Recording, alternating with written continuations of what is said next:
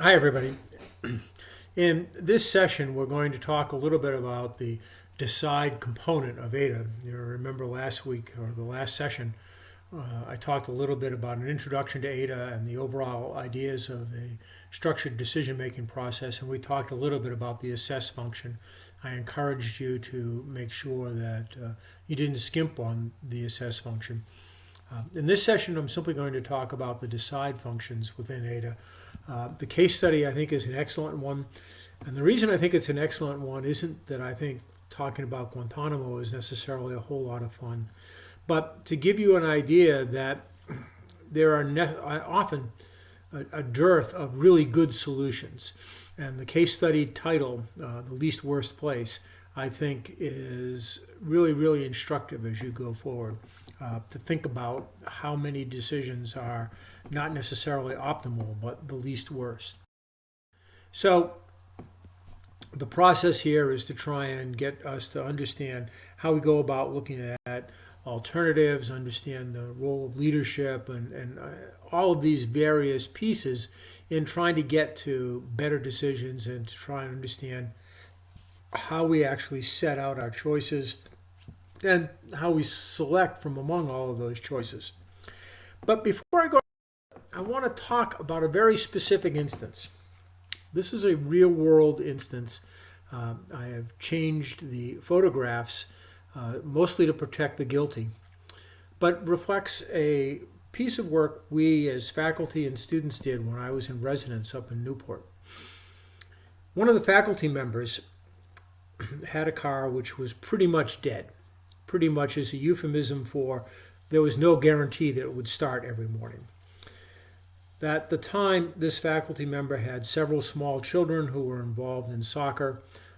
Those of you who have children of that age are familiar with all of these problems. And he needed a replacement car which would enable him to serve in his role as soccer coach, which would enable him to get back and forth from the War College. And we actually went through a pretty formal, structured assessment as to what it is he ought to do and what kind of car he ought to be looking for and why. As you might imagine, in those days, what we armed him for was the best possible information to choose from among alternative minivans. Today, you probably could also include SUVs and all of that. But he was armed with all of the information, the statistics we could get on cost. People had actually gone to USAA and talked to them about our class project, and they gave him wonderful cost data, and off he went. And everybody in the school just about was eagerly awaiting his arrival back the next day with his new car. And sure enough, he showed up. And he showed up in a bright red Mazda Miata. Yep, 2 seats, no back seat, really too small to fit anybody other than a relatively small person in it under any circumstances. And he decided that was his midlife car and that was what he was going to get. And they would go buy a second car to try and fulfill the roles of soccer coach and so on and so forth. My point in this is sometimes weird things happen on the way to decisions, and it's not always easy to predict. So let's go. This is the second block. The decision environment, where should we go, is critical to this. And what you're really trying to understand are what the boundaries are of the choices you can make and how you need to go about structuring the choices so that they actually follow out from what you've done in your terms of your assessment. And so you're deciding things that need to be changed, how we're going to try and move from where you are now, that's what you figured out and assessed, to where you want to go in the future.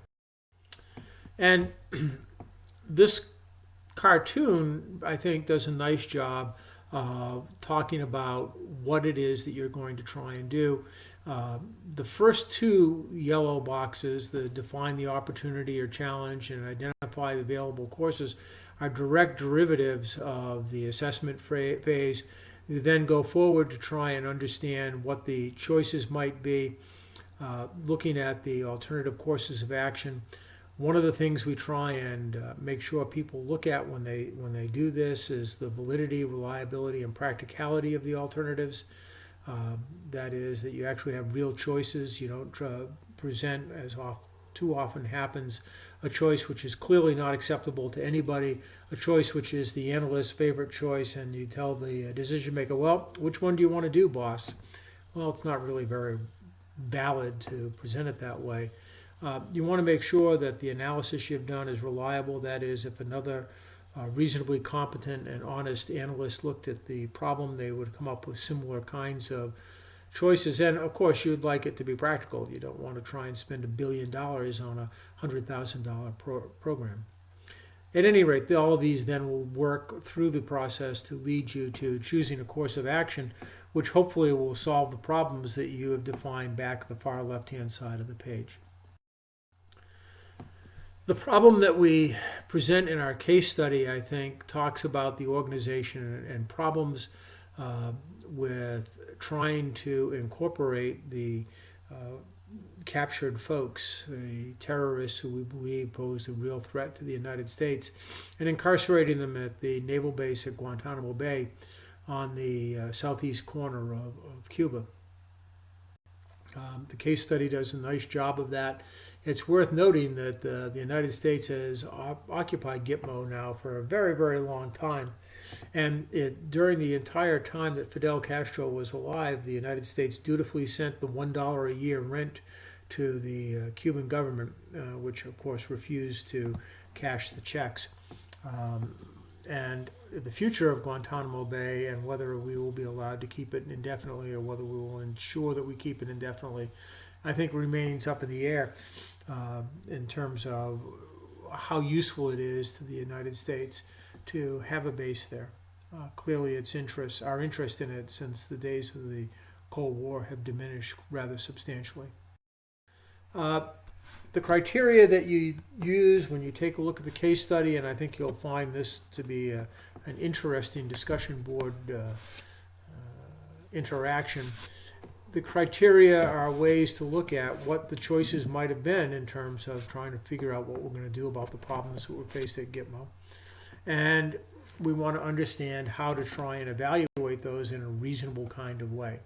When we look at valid and reasonable or reliable and practical, we want to make sure that the criteria we're actually looking at to make our choice reflect real-world situations and not something that we have simply made up.